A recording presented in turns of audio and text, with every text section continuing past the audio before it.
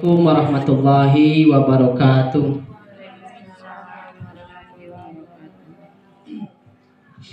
Alhamdulillah wassalatu wassalamu ala rasulillah ma ba'du. Rabbi shrah li sadri wa yassir li amri wa hlul 'uqdatam min lisani yafqahu qawli. Yang kita hormati Ibu Kepala Sekolah yang diwakili oleh Wakil Kepala Sekolah sekaligus guru penggerak kita Bu Anita Yulinda. Kemudian yang saya hormati Bapak Ibu Majelis Guru, karyawan karyawati SMP Negeri 3 Gunung Tawar yang berkesempatan mengikuti kegiatan hari ini. Kemudian pertama-tama bersyukur pada Allah Subhanahu wa taala, kita semua masih dalam keadaan sehat walafiat sehingga masih bisa melaksanakan tugas dan kewajiban kita selaku seorang pendidik ya. Dan mudah-mudahan kita semua dimudahkan urusan, dilancarkan rezeki, dikelilingi oleh orang-orang hebat yang senantiasa peduli dan sayang kepada kita semua. Baik Bapak Ibu, pertama saya mengucapkan terima kasih kepada Bapak Ibu semua karena sudah berkenan meluangkan waktunya untuk membantu kesuksesan acara ini. Acara ini merupakan salah satu agenda atau tugas dalam pendidikan guru penggerak yang saya ikuti, yakni berbagi pengalaman dan pemahaman yang sudah dipelajari selama mengikuti kegiatan guru penggerak. Sebagaimana dulu juga dilakukan oleh Ibu Anita ya, jadi Bapak Ibu semua tidak lagi asing dengan kegiatan ini. Kemudian mohon maaf sekiranya harus menyita waktu Bapak Ibu sekalian yang barangkali ada agenda yang mesti dilaksanakan, tetapi bersedia mengorbankan waktunya untuk mengikuti kegiatan ini. Mudah-mudahan kegiatan ini lancar, kita semua mendapatkan manfaatnya, baik dalam konteks kita sebagai pendidik maupun dalam konteks kita sebagai pribadi. Karena materi yang akan disampaikan ini utamanya memang dalam konteks kita sebagai pendidik, tetapi sangat bisa sekali diterapkan dalam kehidupan sehari-hari. Entah itu peran kita sebagai orang tua, sebagai suami, sebagai istri, atau sebagai anggota masyarakat ya. Jadi tidak hanya terbatas dalam konteks kita sebagai pendidik.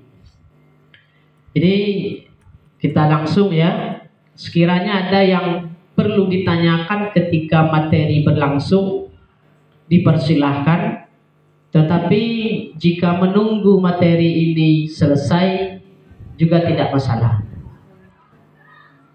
Pertama itu perlu disampaikan, inilah materi yang akan kita pelajari.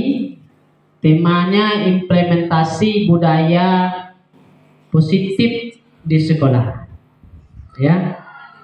Pertama, disiplin positif, yaitu suatu pendekatan kepada anak yang dilakukan tanpa adanya kekerasan, tanpa ada paksaan, tanpa ada hukuman atau sanksi, tanpa ada imbalan juga. Tetapi melainkan disiplin positif ini yang diminta adalah kesadaran siswa untuk melaksanakannya. Nah, dalam konteks itulah strategi-strategi ini nanti ya, dan sedang kita pelajari. Ini yang harus kita ketahui pertama-tama Bapak Ibu, bahwa sebagai manusia siapapun dia, apapun profesinya, berapapun umurnya, mereka punya 5 kebutuhan dasar ini. Pertama, kita semua punya kebutuhan untuk bertahan hidup. Kemudian butuh kasih sayang. Ya, tidak ada manusia yang tidak butuh kasih sayang.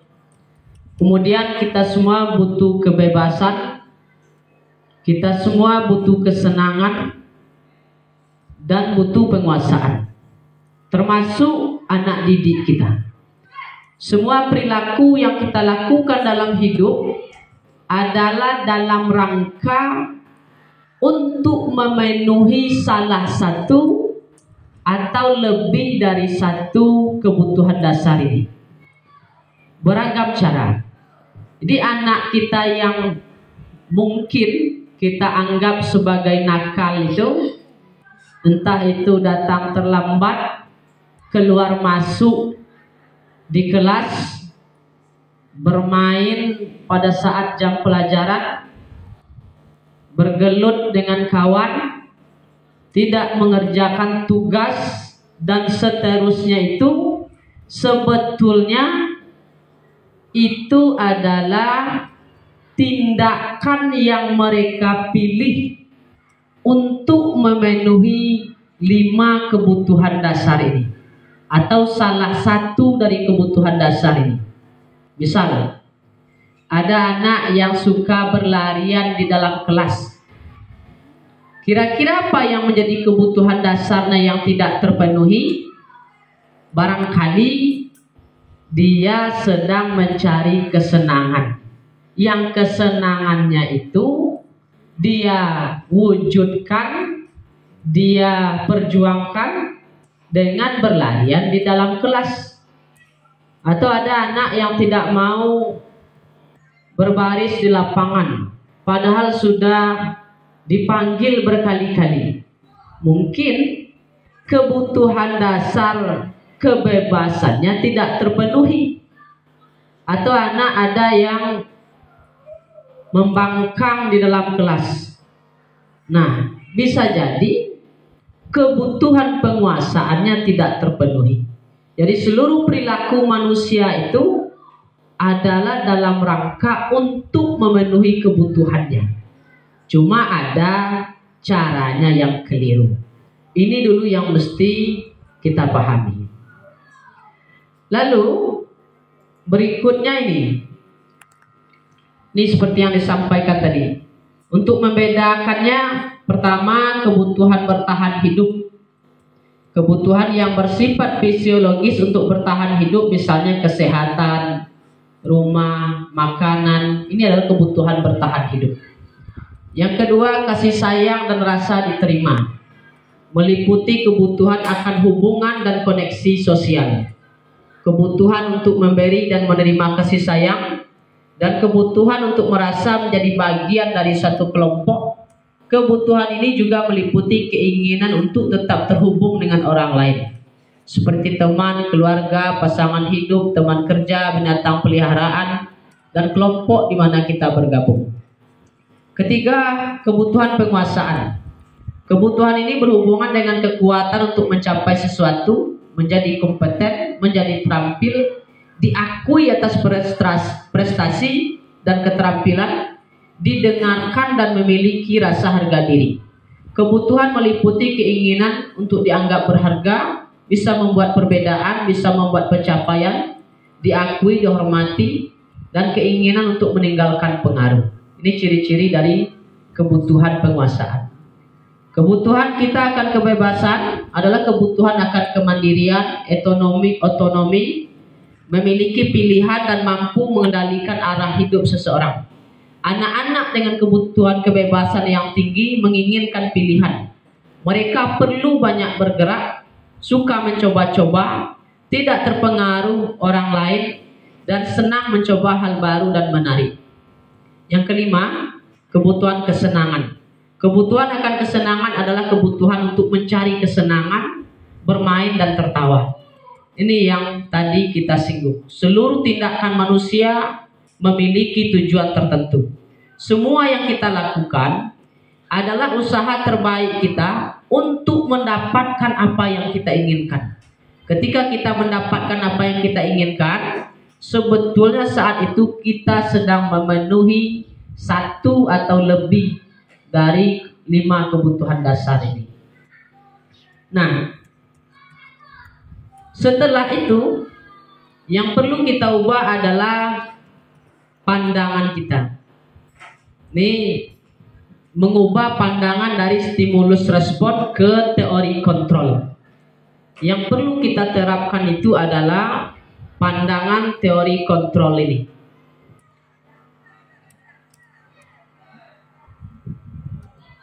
Bisa kita baca. Yang paling penting ya, pertama-tama harus kita pahami adalah dalam teori kontrol hanya Anda yang bisa mengontrol diri Anda. Anda tidak bisa mengontrol orang lain. Jadi sebetulnya kita tidak bisa mengontrol anak didik kita. Tidak bisa. Kalau kita merasa mampu mengontrol anak, itu namanya ilusi kontrol. Seakan-akan kita merasa mampu mengontrol anak. Kalau kita mampu mengontrol anak, itu hanya karena kita diizinkan oleh hatinya, oleh dirinya untuk mengontrol dia. Jadi kalau awak merasa mampu awak mengendalikan anak, salah. Tak bisa awak mengendalikan orang. Jangankan anak orang lain, anak awak ini tak bisa awak kendalikan. Kalaulah bisa awak mengendalikan orang, misalnya anak awak sibuk main HP, bisa awak berhentinya main HP. Anak awak sibuk melala, bisa awak berhentinya melala. Jadi kita sebetulnya tidak bisa mengontrol orang lain kecuali diizinkan olehnya agar kita mengontrol dia. Jadi kalau nyawa awak bongi ke anak sudah tu bawa anak, itu hanya karena takut. Takutnya ketika itu bawa. Ini teori kontrol. Kemudian semua perilaku itu memiliki tujuan. Apapun yang dilakukan anak di dalam kelas atau di luar kelas, kalau kebetulan itu melanggar aturan, sebetulnya ada yang ingin inyo capai. Ya, misalnya anak mencoret-coret dinding. Kira-kira apa tuh yang diinginkannya dari mencoret-coret dinding tuh? Mungkin bakat melukisnya tidak tersalurkan, atau mungkin kebutuhan kesenangannya ndaknya dapatkan. Teori kontrol perilaku buruk itu dipahami kalau dia punya tujuan. Ya. Kalau dalam teori stimulus, pemaksaan ada pada saat bujukan gagal. Nggak bisa bujuk orang lewat pasonya. Salah. Yang betul adalah kolaborasi dan konsensus menciptakan pilihan-pilihan baru. Itu bekerja sama dengan anak tentang apa caranya mengubah perilaku yang awak anggap salah tadi menjadi perilaku yang positif. Nanti semakin akhir insyaallah kita semakin pahami. Nah, ini namanya teori motivasi.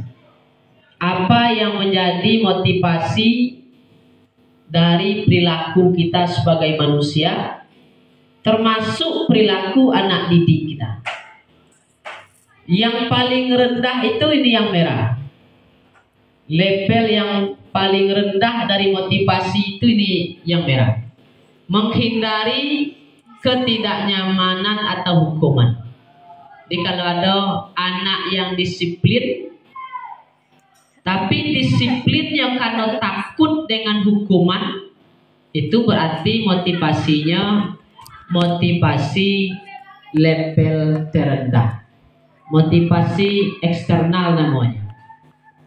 Kalau ada guru yang datang tepat waktu, disiplin masuk kelas, hanya karena takut dengan teguran kepala sekolah, berarti dia masih di level terendah dari motivasi. Sama aja kalau di rumah lambe masak, ya, lambe bersihkan rumah, lambe menyuci, hanya karena takut suami memecahkan piring, ya, mematahkan gagang pintu dan sejenis itu, berarti motivasinya motivasi level rendah. Rendah motivasi. Yang diinginkan adalah motivasi yang paling tinggi. Nanti itu yang paling atas. Lebih tinggi dari motivasi menghindari ketidaknyamanan atau hukuman ini, motivasinya mendapatkan imbalan atau penghargaan dari orang lain. Rajin bekerja karena berharap uang belanja naik, berarti motivasinya berada di level kedua. Anak kita rajin masuk kelas, taat dengan aturan karena dipuji, untuk mengharapkan pujian dari gurunya, berarti berada di level kedua, ya. Itu motivasinya untuk yang ingin mendapatkan imbalan. Baik yang menghindari ketidaknyamanan atau mendapatkan imbalan, kedua-duanya adalah motivasi yang hanya bertahan sesaat, temporer. Kalau ada orang melakukan perilaku yang positif hanya karena menghindari hukuman, ada guru misalnya disiplin karena takut teguran kepala sekolah, kemungkinan besar kalau kepala sekolah tidak datang, dia tidak disiplin. Atau kepala sekolah tidak di tempat, dia tidak disiplin. Kalau ada siswa yang mengerjakan tugas karena takut dengan kemarahan gurunya, maka ketika tugas itu diberikan oleh guru yang tidak pemarah, dia tidak akan mengerjakannya. Kalau yang kuning, motivasi mendapatkan imbalan. Kalau dapat pujian dari kepala sekolah atau dari wakil kepala sekolah, tambah rajin. Hilang pujian, hilang rajin. Anak pun begitu. Kalau dipuji, dikasih bintang, diambung-ambungkan, dikasih ucapan-ucapan yang membuat dia menjadi seakan-akan di atas angin, rajin. Tapi untuk guru lain yang tidak memberikan perlakuan yang sama, dia tidak akan rajin. Atau ketika imbalannya berkurang, dia tidak akan rajin. Dalam konteks berumah tangga pun sama. Kalau motivasinya uang belanja, maka ketika uang belanjanya cukup, rajin. Ketika uang belanjanya kurang, tidak rajin.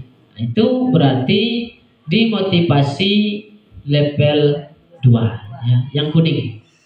Nah, yang terbaik itu adalah menjadi orang yang mereka inginkan. Jadi memang inginnya awak begitu, ya, menghargai diri sendiri dengan nilai-nilai yang dipercayai. Kita percaya bahwa disiplin itu diperlukan. Kita percaya bahwa bertanggung jawab itu diperlukan. Kita percaya rajin itu diperlukan. Kita percaya terus semangat itu diperlukan. Jadi semata-mata karena kita menghargai diri kita dan kita percaya dengan nilai-nilai yang kita yakini. Begitupun anak. Anak semestinya kita arahkan pada perilaku yang berangkat dari motivasi tertinggi ini.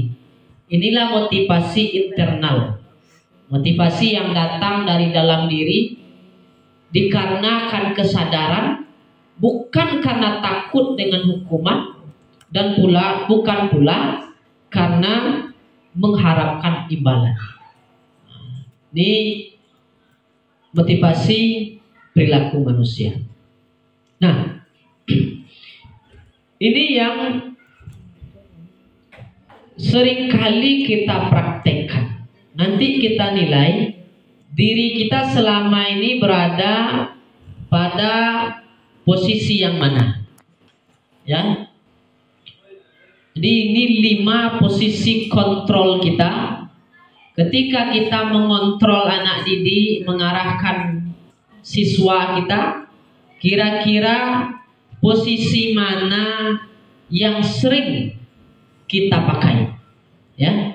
Apakah yang kita pakai itu sudah tepat atau belum? Atau apa dampaknya dari posisi yang kita pakai itu? Ini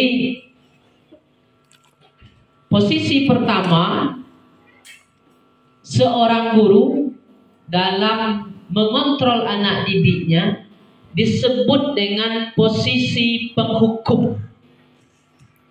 Ciri-cirinya, guru menghardik, menunjuk-nunjuk, menyakiti, menyindir.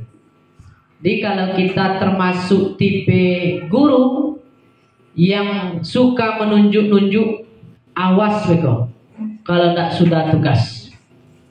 Awas beko kalau tidak piket kalian. Awas kalau sempat talambe. Nunjuk-nunjuk, menghardik, menyakiti.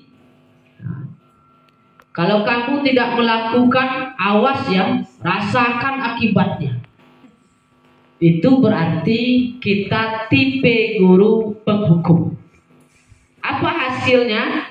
Hasilnya anak akan memberontak di dalam batinnya. Bahkan bisa jadi pemberontakan itu ditunjukkan dalam perilakunya.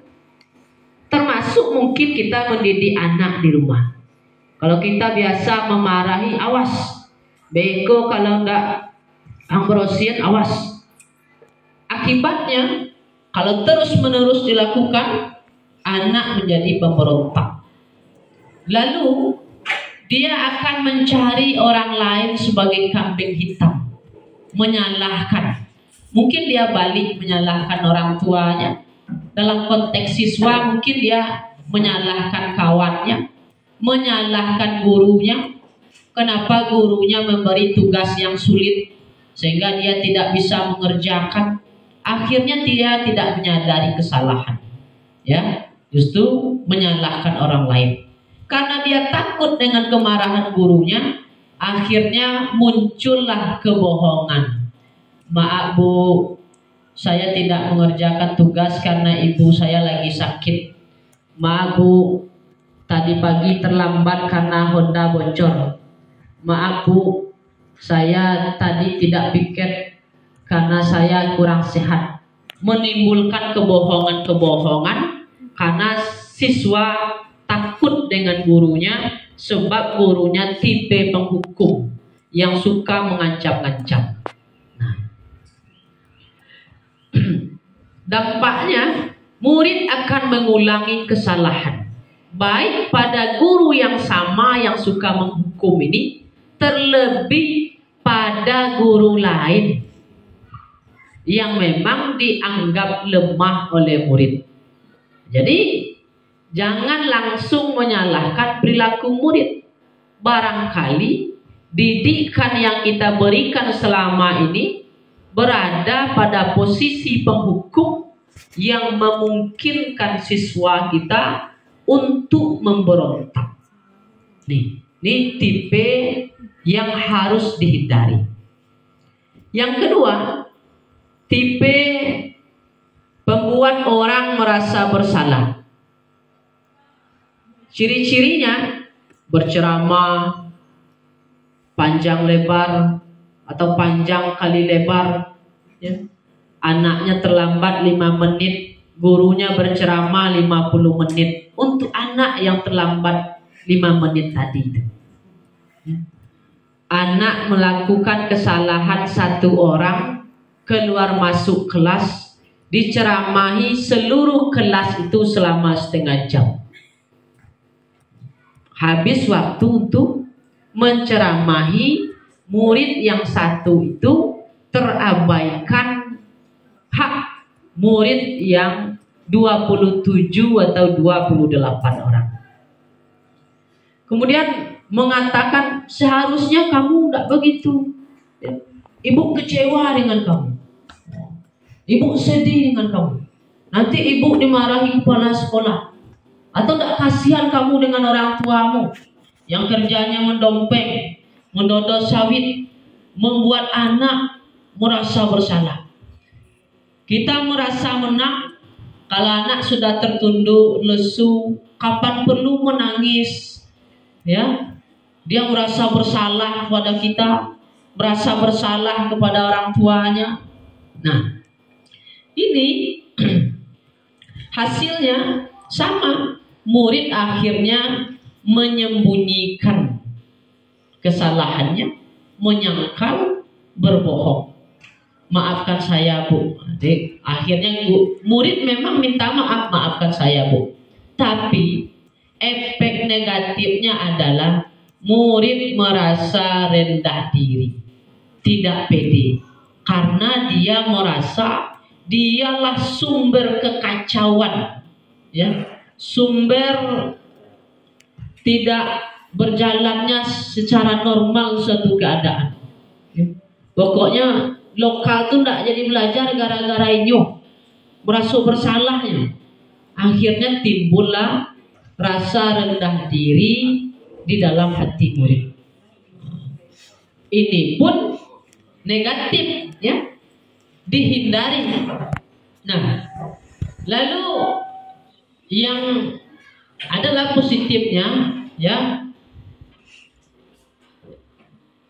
yaitu posisi teman. Jadi guru membantu murid mencari-carikan alasan atas kesalahan murid.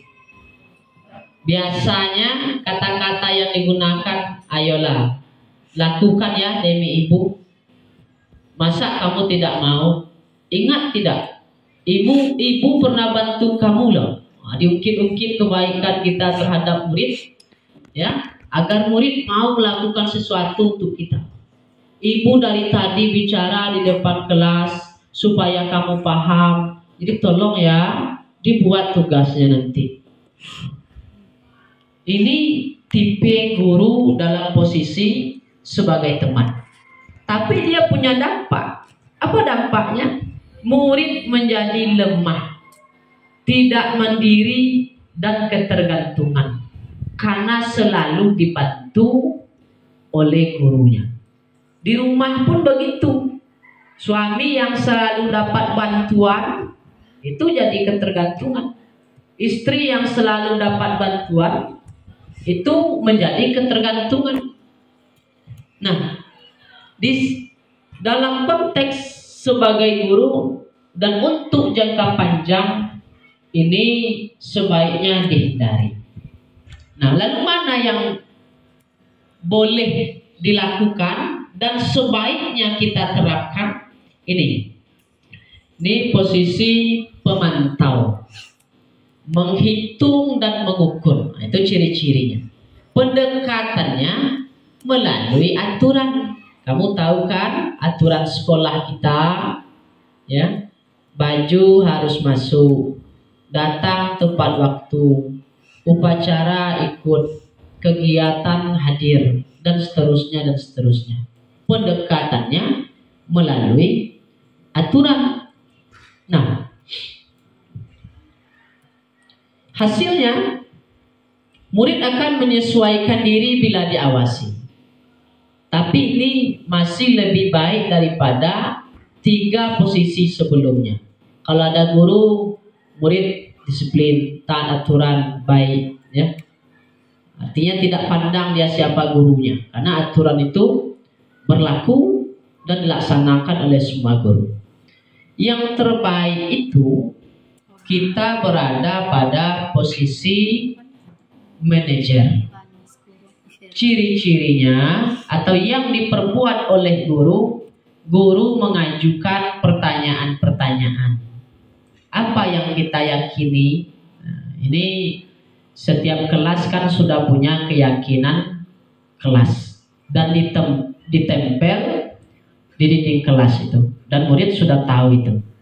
Ya, karena memang dari awal dibuat dengan murid ya, melalui kesepakatan. Apa yang kita yakini? Apa yang bisa kamu kerjakan untuk memperbaiki masalah ini? Kalau murid melakukan kesalahan, tanya, apa yang bisa kamu lakukan untuk memperbaiki kesalahan ini? Di fokusnya bukan menghukum, ya, bukan menghardik. Fokusnya bukan membuat dia merasa bersalah dan kemudian rendah diri, atau bukan membantunya, memposisikan sebagai teman yang membuat dia ketergantungan, tapi memposisikan sebagai manajer, membuat anak berinisiatif sendiri, menjawab sendiri, menemukan sendiri solusi atas masalah yang dihadapi. Jika apa yang bisa kamu lakukan untuk memperbaiki ini? Ya, baju saya tidak masuk, Pak. Apa yang bisa kamu lakukan? Saya masukkan. Kamu terlambat, apa yang bisa kamu lakukan? Ya Pak, saya terlambat itu karena terlambat bangun. Apa yang bisa kamu lakukan supaya kamu cepat bangun? Dia mengajak anak berpikir, menggunakan logikanya, dan dia mencari sendiri solusi atas permasalahan yang dia hadapi. Nah, murid nanti akan meletakkan dirinya sebagai individu yang positif. Kemudian murid akan berkata, bagaimana caranya saya bisa memperbaiki keadaan?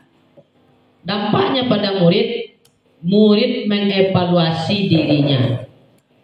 Bagaimana cara dia memperbaiki diri? Ya, ini 5 posisi kontrol. Nah, ini keyakinan kelas.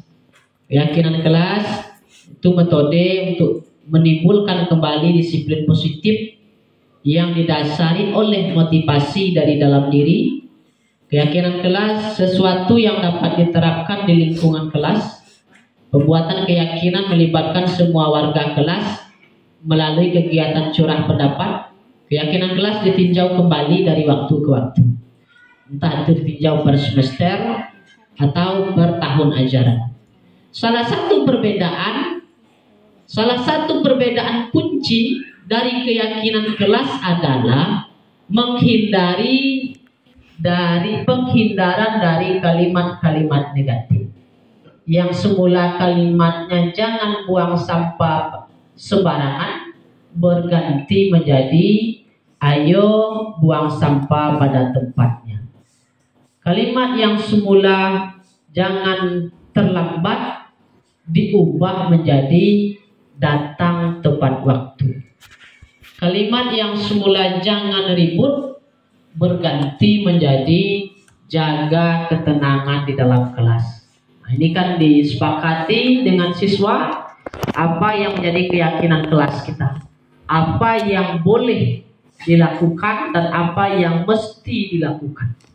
Nanti tinggal mengingatkan siswa, ingat ya, keyakinan kelas kita harus tenang, harus menjaga ketenangan, harus datang tepat waktu, harus disiplin ya. Intinya menghindari kalimat negatif. Nah, ini segitiga restitusi. Di ketika berhadapan dengan siswa atau murid yang melakukan pelanggaran, inilah strategi kunci ya yang kita lakukan, yaitu disebut dengan segitiga restitusi, yaitu proses menciptakan kondisi bagi murid untuk memperbaiki kesalahannya sehingga karakter mereka lebih kuat ketika kembali pada kelompoknya. Pertama, menstabilkan identitas. Menstabilkan identitas itu artinya supaya murid tidak murid tidak senantiasa berada dalam posisi kecewa, merasa bersalah, emosi negatif. Jadi memindahkan emosi yang negatif itu menjadi positif. Misalnya anak terlambat, tidak apa-apa, semua orang juga pernah terlambat, bapak juga pernah terlambat. Misalnya anak cabut, ya sudah, kalau kamu cabut hari ini, banyak juga kawanmu yang pernah cabut. Kita masih punya kesempatan untuk memperbaiki diri. Jadi kalimat-kalimat yang menguatkan hati murid, yang membuatnya merasa bahwa dia melakukan kesalahan, yang kesalahan itu pun masih bisa diperbaiki. Nah, setelah ini, tapi ini baru tahap awal, tidak boleh berhenti di tahap ini. Setelah itu baru bertanya kepada murid, kamu tentu punya alasan mengapa melakukan hal itu. Misalnya murid melempar sampah di dalam kelas atau melempar buku kepada temannya, kemudian murid dipanggil, ditanyai, kenapa kamu melempar buku kepada temanmu? Jawaban murid, saya senang saja, Bu. Saya senang tadi bergelut dengan kawan itu. Mengganggu kawan itu saya dapat kesenangan. Nah, ternyata ini baliknya ke kebutuhan dasar. Murid mencari kesenangan dengan mengganggu kawannya.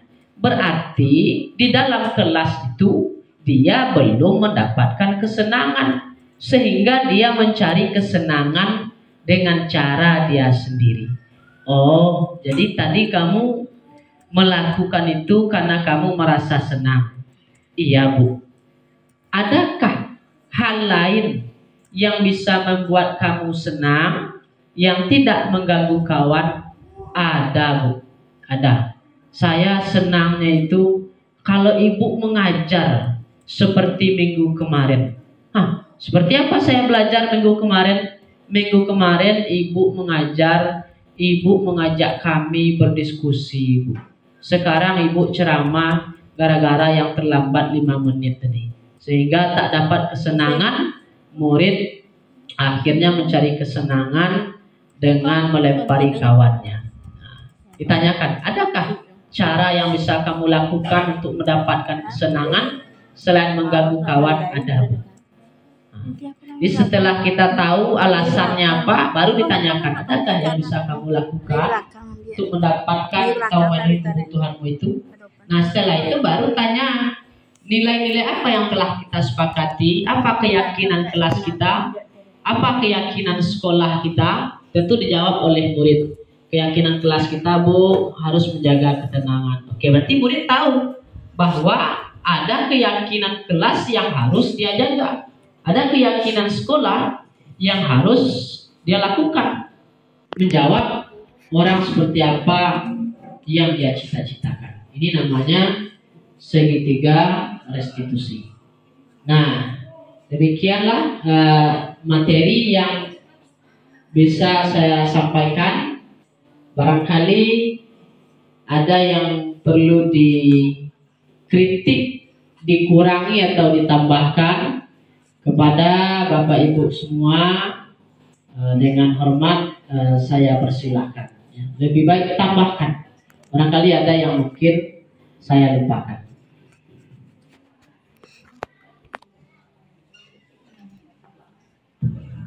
Stop di video dulu saja. Tidak perlu.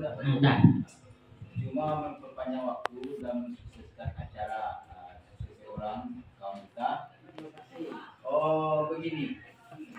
Dalam perilaku kita sehari sebagai seorang guru harus kita mempunyai komprehensif dan tuntas.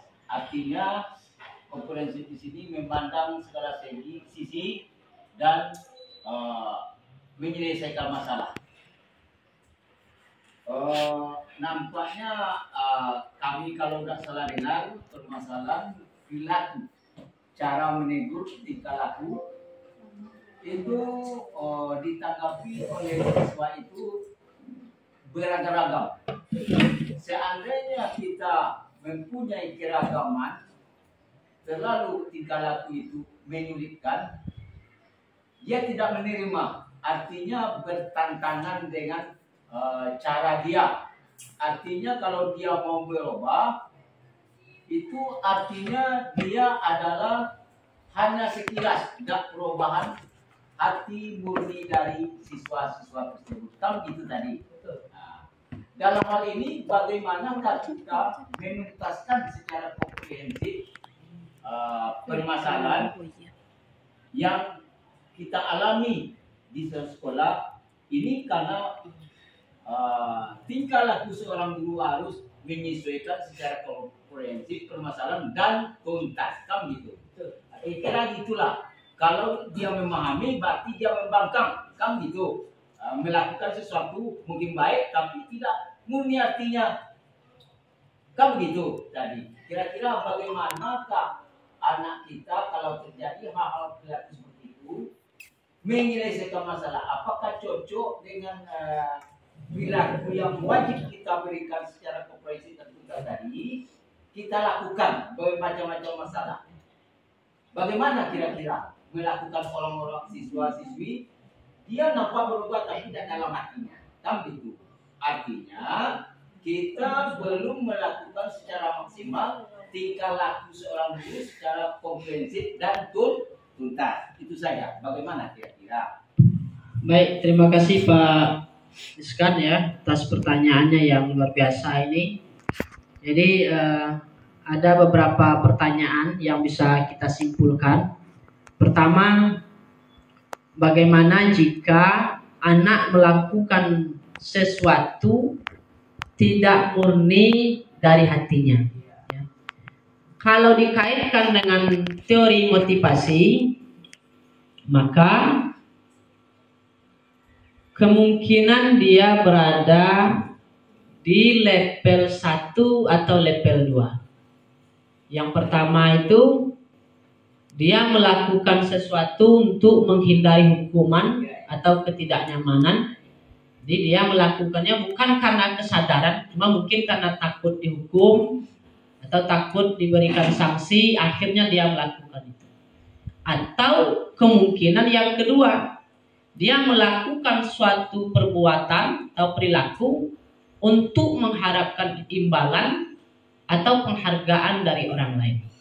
Nah, idealnya memang kita dan siswa itu memiliki motivasi yang tertinggi, yaitu kita melakukan sesuatu karena ingin menghargai diri kita, karena nilai-nilai yang kita percayai, bukan semata takut dengan teguran atasan, takut dengan teguran teman, takut dengan cemoohan rekan, atau demikian pula siswa harusnya bukan lagi karena takut kepada gurunya, akan hukuman gurunya, tapi karena kesadaran.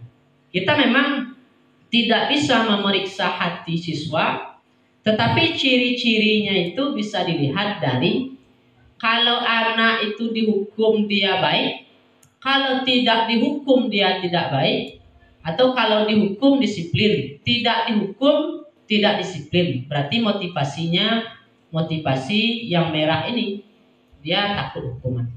Atau ada anak yang kalau dipuji, ya dia disiplin, ya mengerjakan tugas misalnya. Kalau tidak dapat pujian, dia tidak disiplin. Berarti dia ketergantungan dengan pujian. Untuk sesaat mungkin perilakunya bisa berubah, tapi untuk jangka panjang maka dia hanya bersifat temporer, ya tidak bertahan lama. Lalu yang kedua, ya bagus yang disampaikan Pak Iskan, itu berkaitan dengan kita harus mengubah anak secara komprehensif ya, secara menyeluruh, secara tuntas. Diharapkan memang anak betul-betul berubah. Apa yang perlu kita lakukan atau bagaimana kita menyikapi kalau perubahannya belum menyeluruh? Pertama, yang perlu kita lakukan tadi ini sepanjang materi ini adalah dalam rangka mengubah perilaku itu. Pertama, mengubah motivasi siswa agar dia berperilaku karena dia menghargai dirinya, karena dia meyakini disiplin itu diperlukan, karena dia meyakini datang tepat waktu itu diperlukan, menghargai waktu dan kesempatan belajar dia, bukan lagi karena takut dengan hukuman. Nah, termasuk kita menempatkan diri kita pada posisi kontrol ini. Selain memotivasi siswa untuk berperilaku karena kesadaran, nah, kita perlu juga memperhatikan posisi kontrol kita. Yang terbaik itu ini tadi, manajer ya, mengajak siswa untuk menginsafi kesalahannya, mengarahkan siswa untuk menemukan solusi atas kesalahan yang dia lakukan, bukan menghardik, bukan menghukum. Meski sesekali diperbolehkan pindah ke posisi pemantau, yaitu melalui pendekatan aturan. Metode. Diselidiki ya. Jadi cara kita menyelidiki perilaku, monitoring secara rutin. betul. Cara kita menyelidikinya ini yang distrategikan dengan segitiga restitusi ini. Jadi ada pertanyaan yang kita sampaikan. Kamu tentu punya alasan melakukan itu. Dicari dulu apa alasan siswa melakukan itu. Kemudian menanyakan adakah cara yang lebih baik yang bisa kamu lakukan untuk perbuatan kamu yang melanggar itu. Nah, kemudian mengingatkan siswa tentang nilai-nilai yang telah kita sepakati dan mengarahkan siswa untuk berpikir jauh ke depan. Ke depan kamu ingin menjadi orang yang seperti apa? Nah, tentu memang sekian banyak siswa tidak mungkin mampu kita ubah dalam sekejap, karena yang sudah masuk ke dalam otak dan yang mempengaruhi perilaku siswa itu bukan hanya ekosistem di sekolah, tetapi juga bagaimana pendidikan orang tuanya di rumah, bagaimana masyarakat memperlakukannya, apa bahan bacaannya, apa konsumsi pikirannya melalui media sosial. Dia aja banyak sekali pengaruh-pengaruhnya. Tapi yang terpenting dari itu semua adalah bahwa kalau kita menanam tanaman misalnya, setiap tanaman itu berbuah pada waktunya dan itu tidak selalu sama. Barangkali ada yang berbuahnya cepat, baru 40 hari ditanam langsung berbuah. Ada yang baru seminggu langsung bertunas, tapi ada prosesnya yang memang panjang, yang mungkin tidak terselesaikan di sekolah ini, tapi paling tidak kita guru ini sebagai petani, kita sudah mencoba menyiramnya dan memupuknya. Mungkin nanti bertunas dan berbuahnya itu besok setelah dia tamat dari sekolah ini. Karena ada banyak sekali siswa-siswa yang mungkin dulu kita anggap sebagai orang yang berperilaku negatif, setelah dia keluar dari sekolah, dia menunjukkan respon yang positif. Yang dulu kita anggap tidak menghormati guru, setelah tamat justru dialah yang berlarian ke arah kita untuk menyalami kita, menanyakan kabar kita. Itu tidak terjadi secara tiba-tiba. Itu pasti karena ada sesuatu yang membekas di dalam batinnya selama pergaulan dan interaksinya dengan kita di sekolah ini. Jadi berpikirnya mesti jangka panjang. Kita berharap mudah-mudahan ada yang membekas dari perilaku kita kepada siswa yang akan senantiasa dia ingat ketika dia meninggalkan sekolah ini. Tentu maksudnya perilaku yang hangat, positif, perhatian, kasih sayang yang kita berikan. Atau mungkin beberapa tahun ketika dia berkeluarga, dia masih ingat dengan perlakuan yang kita berikan kepadanya itu. Ya, jadi tidak perlu terlalu kecewa kalau memang anak kita tidak berubah dalam semalam, seminggu atau mungkin sebulan. Yang perlu kita lakukan adalah terus mengulang-ulang apa yang kita percayai perlu untuk dilakukan, sekalipun anak itu belum nampak perubahannya. Karena motivasi kita sudah motivasi level tinggi, ya. Sekalipun tidak dapat pujian, tidak dapat ucapan terima kasih, bagi kita itu bukan lagi persoalan yang utama. Ini kalau motivasi kita sudah level tinggi. Jadi saya kira itu yang bisa saya jawab. Tentu masih banyak kekurangan. Saya mohonlah kepada Bu Anita untuk membantu menyelesaikan persoalan yang cukup rumit ini, karena tampaknya saya sendiri tidak mampu menyelesaikannya.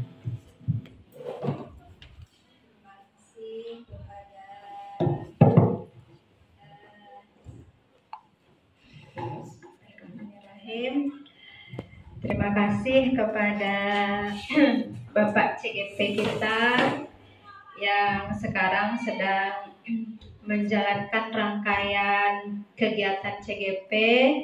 Hari ini kegiatannya adalah berbagi aksi nyata tentang budaya positif. Betul Pak? Oke.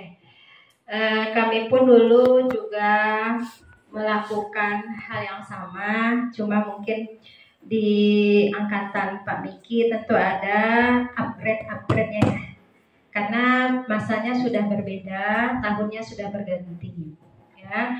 Tapi apapun itu kontennya masih sama ya, budaya positif, di mana kita sebagai guru itu menempatkan posisi kita sebagai manajer ya, manajer bagaimana memperlakukan anak murid kita, peserta didik kita itu sebagai setara dengan kita ya. Kita tidak menganggap anak murid kita itu, peserta didik kita itu jauh di bawah kita, tidak.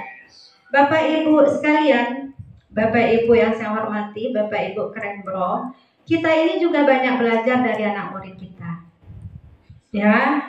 Karena apa?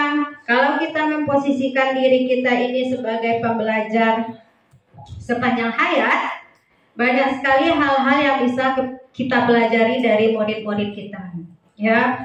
Mungkin kita terlahir dari dua orang tua yang utuh di rumah. Bisa jadi anak kita di ruang kelas itu dia dibesarkan berasal dari keluarga yang broken home. Kita tidak merasakan itu Bapak Ibu sekalian. Nah, bagaimana kita menempatkan posisi kita sebagai mereka? Nah, makanya penting bagi kita untuk setara dengan mereka. Ya, mungkin dari masalah ekonomi juga kita tidak sama ya ekonominya. Ada yang mungkin memang rata-rata dari ekonominya dari petani lah kalau anak-anak kita di sini. Tapi level ekonominya juga berbeda-beda. Nah, bagaimana kita menempatkan kita setara dengan anak-anak kita? Nah, berkaitan dengan ketika anak-anak kita memiliki katakanlah punya masalah ya. Yang namanya hidup tidak ada atau kita tidak akan terlepas dari masalah ya. Masalah itu berakhir ketika kita menutup mata ya.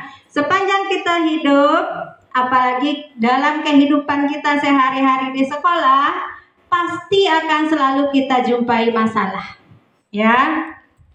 Nah, masalah ketika ini terjadi, nah maka tadi yang disampaikan oleh Bapak JKP kita, Pak Miki, kita gunakan segitiga restitusi dengan 5 posisi kontrol. Nah, yang disampaikan Pak Liskan tadi, bagaimana kita bisa tuntas masalah itu. Ya, perlu saya garis bawahi bahwa masalah itu tidak akan tuntas. Dia versinya saja yang berbeda-beda. Misalnya terlambat, pasti akan kita jumpai dalam seminggu itu. Guru piket akan jumpa anak kita yang sering terlambat, anak kita yang ini begini begitu, akan selalu kita jumpai. Karena dia tidak akan tuntas. Yang jelas, betul yang disampaikan Pak Miki tadi, bahwa kita sudah menanamkan nilai-nilai kepada anak kita. Mungkin tidak kita rasakan dampaknya hari ini, karena kita bersama anak-anak kita ini kan cuma 3 tahun. Nanti mungkin ketika SMA, ya, berbagi pengalaman sedikit ya Bapak Ibu. Kemarin anak kita di SMA Gunung Towar yang sudah tamat tahun ini ya, alhamdulillah itu banyak yang lulus SN. Ya, kemarin mereka mengurus ijazah. Ketika kami tanya, itu ada yang mengambil jurusan kimia, ada yang mengambil jurusan pendidikan bahasa Inggris, ada yang mengambil jurusan agroteknologi dan lain-lain. Ya, nah dulu teringat anak kita yang lulus SN itu dia tidak terlalu suka bahasa Inggris. Ya, kita kan ingat tuh 3 tahun belakangan ya, anak ini kayaknya dulu biasa-biasa saja bahasa Inggris dengan saya. Ya, tapi ketika di SMA muncul, ya, yang jelas kita di tingkat SMP ini kita sudah menanamkan nilai-nilai budaya positif tadi kepada anak kita. Terlihat atau tidak terlihat, berdampak atau tidak berdampak, yang jelas kita tetap semangat. Nah, mungkin di SMA itu terwujud, wah ternyata enak loh bahasa Inggris nih. Dulu saya SMP tak sadar saya. Rupanya lulus anak kita di bahasa Inggris. Nah, ini adalah sebuah kebahagiaan bagi kita guru ya, ketika anak kita itu, anak didik kita itu lulus di jurusan kita yang sama. Jadi berkata dalam hati, berarti akan ada penerus saya di sini. Ya, jadi seperti itu. Nah, terkait tentang masalah tadi segitiga restitusi, memang idealnya tadi, kalau kita bicara tentang ideal, ketika kita menghadapi siswa yang bermasalah, kita sebaiknya memang menggunakan segitiga restitusi. Apapun masalah hari itu, sebisa mungkin harus diselesaikan hari itu juga. Ya, nah, misalnya bermasalah dengan Bu Anita, ya Bu Anita, jangan lemparkan dulu ke guru piket. Nah, nanti lemparkan pula ke wali kelas. Ya, kita bukan lempar bola. Jika masalahnya di kita, selesaikan. Jika tak sanggup, nah ada wali kelas. Jika tak sanggup lagi, ada teman-teman guru piket. Tak sanggup lagi, ada Pak Miki, guru BK kita. Tak sanggup lagi, ada Ibu Kepala Sekolah kita. Jadi itu pentingnya kita menjalin hubungan yang baik dengan rekan-rekan sejawat, agar ketika kita menghadapi anak yang bermasalah, kita tidak main lempar bola. Ya, selesaikan. Kemudian kalau masalahnya terlambat ya, fokus ke terlambat itu saja. Ang potang lambe lo mah, potang yolo ang cabut lo, jangan. Kalau kesalahannya hari itu yang kita temui, tetap fokus di kesalahan hari itu saja, di jam itu saja. Jangan ungkit-ungkit kesalahan yang lain. Kita biasanya Bapak Ibu sekalian, dan ini sebenarnya memperingatkan diri sendiri ya. Memang sering seperti itu, mengungkit-ungkit kesalahan anak didik kita, padahal kita sendiri mungkin banyak juga kesalahan kita. Hanya mungkin Allah tutupkan saja mungkin aib-aib kita di depan anak murid kita. Ya, jadi biasakan ketika melakukan restitusi, tanya baik-baik, kemudian masalah hari itu diselesaikan hari itu, kemudian fokus ke kesalahan itu saja. Jangan merembet-rembet ke kesalahan-kesalahan sebelum-sebelumnya. Ya, Nah, jadi itu penting sekali, kita harus terus banyak belajar karena kita ini adalah guru, ya, guru yang harus menanamkan nilai-nilai kepada anak didik kita. Saya tertarik dengan tulisan guru yang viral beberapa waktu yang lewat. Dia menulis seperti ini. Mungkin bisa dicek di IG Bapak Ibu sekalian. Murid nakal yang disalahkan guru. Murid dapat nilai rendah yang ditegur guru. Studi tur yang bermasalah yang dihina guru. Murid memberi THR yang diviralkan guru. Dapat hadiah di hari guru, banyak yang merendahkan guru. Acara perpisahan dilarang mewah yang kena serang guru. Giliran nanti udah sukses, yang sering dilupakan adalah guru. Ini mungkin ketika studi tur yang sedang viral itu ya. Nah, maka ada seorang guru juga menuliskan tulisan ini dan saya tertarik dengan tulisan ini. Apapun itu, yang penting kita sudah memilih jalan hidup kita menjadi seorang guru. Maka tempatkanlah posisi kita tadi sebagai seorang manajer di sekolah ini, dan ketika terjadi permasalahan kita gunakan segitiga restitusi. Ya, perubahan itu tidak akan instan, tidak ada yang instan, karena kalau ingin berubah kita harus mulai dari diri kita sendiri. Ya, tidak mungkin kita nyuruh anak kita kalau kita tidak melakukannya sendiri. Rasulullah sendiri ketika haji kalau tidak salah itu menyuruh para sahabat untuk bersyukur, ya, karena salah satu rangkaian ibadah haji itu adalah bersyukur. Tapi beliau tidak melaksanakan. Maka salah seorang istri beliau mengatakan seperti ini, "Wahai baginda, engkau menyuruh para sahabat untuk bersyukur, padahal engkau sendiri belum melaksanakannya." Maka akhirnya Rasulullah bersyukur, baru diikuti oleh para sahabat. Nah, itu para nabi, apalagi kita manusia. Ya, jadi alangkah baiknya Bapak Ibu sekalian, ini terutama untuk diri sendiri.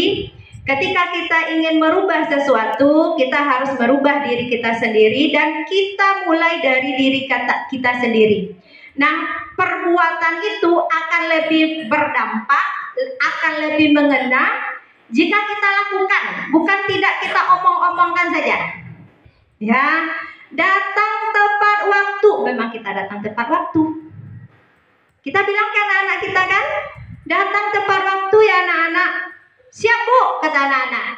Nah, kitanya dulu harus datang tepat waktu. Demikian saja Pak Miki dan Bapak Ibu sekalian. Mohon maaf jika ada kesalahan. Billahi taufik wal hidayah. Assalamualaikum warahmatullahi wabarakatuh. Assalamualaikum warahmatullahi wabarakatuh. Terima kasih Bu Anita, ya, benar sekali. Tidak ada yang instan ya. Bahkan untuk mie instan saja butuh proses. Mudah-mudahan apa yang disampaikan Bu Anita mampu memuaskan keingintahuan Pak Liskan ya. Lebih lanjut nanti kalau masih belum puas kita ladeni di sesi yang lain. Di terakhir sebagai penutup saya mintalah kesan dari beberapa orang guru tentang apa perasaannya atau apa materi yang membekas atau apa tindakan yang akan dilakukan ke depan. Ya, ini sukarela ini. Ada yang bisa bantu Pak Aprison? Dado perasaan wela. Nah, sampai aja lah. Bapak perasaan mama.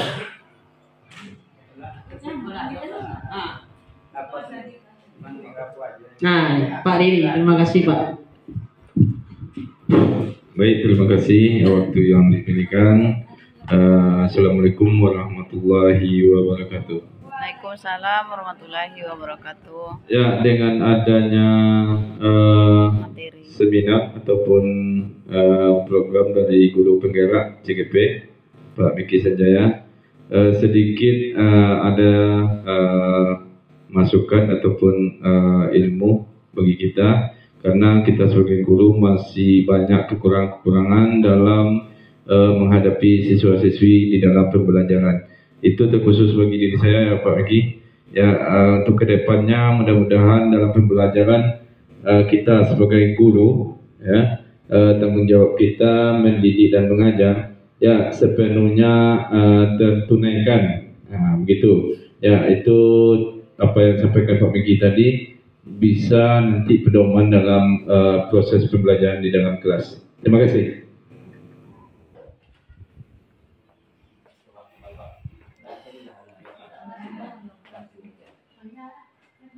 Baik, terima kasih kepada Pak Riri. Jadi terima kasih juga kepada kita semua, Bapak Ibu semua yang telah berkenan mensukseskan acara ini.